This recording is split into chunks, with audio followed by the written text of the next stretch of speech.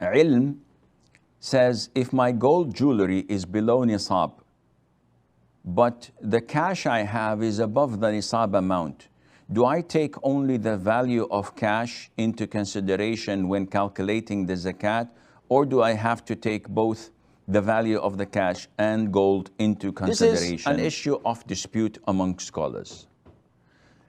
Cash was not present at the time of the Prophet ﷺ.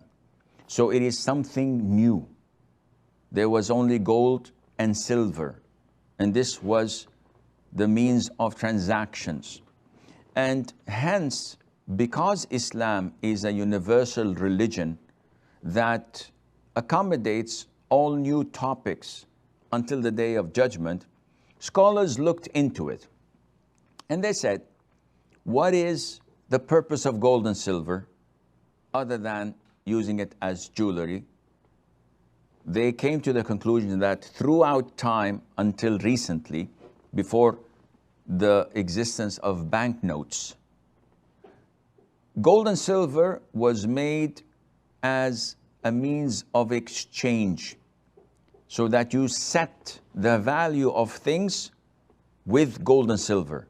So you say that this car costs XYZ of gold, that house equals so much, this pen, this sheep, this crops equals so and so. So people relate to the value when you tell them that so much grams of gold or silver is the value of such a thing.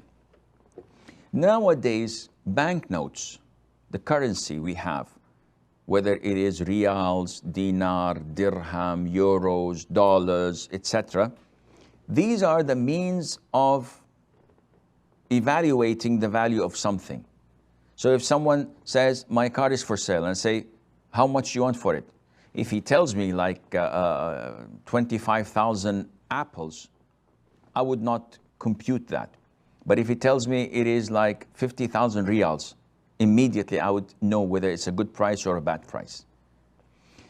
Therefore, scholars said that banknotes, money, currency, is zakatable, exactly like gold and silver. But what is the threshold? What is the nisab? What is the limit where below it there is no zakat, above it there is zakat on the whole thing? Is it gold or silver? Because the difference is huge. So like gold is maybe 18,000 reals, silver threshold is probably 2,000 plus reals, almost 9 times. So the scholar said that it is best for the poor that we take the silver to be the threshold of the zakat when it comes to currency and money. Another issue was, can we combine gold to silver and silver to gold? The threshold of gold is 85 grams of 24 karat gold. And the threshold of silver is 595 grams of silver. Assume I had 80 grams of gold only. Is there any zakat in it? Answer is no. Assume I have 500 grams of silver only. Is there any zakat in it? Nope. But if I have both 80 grams and 500 grams, gold and silver, can I combine them both because the value would be above the threshold? The answer is no. It is not mandatory and you're not supposed to do this. Why? Because Allah Azza wa Jal gave the threshold of each an individual or each specific category of its own.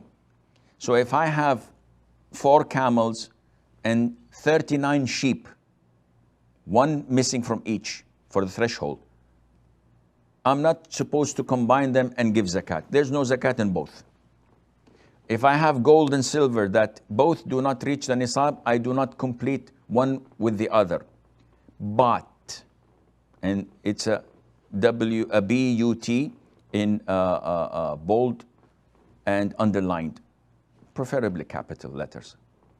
But if I have cash, or if I have merchandise that I trade with, known as عروض التجارة, commodities that I sell and buy, a supermarket, a shop that I sell clothes in, a pharmacy, etc. These are all zakatable items because I sell and buy. If I have cash and these things, then they must complete the threshold of gold or the threshold of silver. I can combine cash to gold or cash to silver, but not cash, but not gold to silver or silver to gold.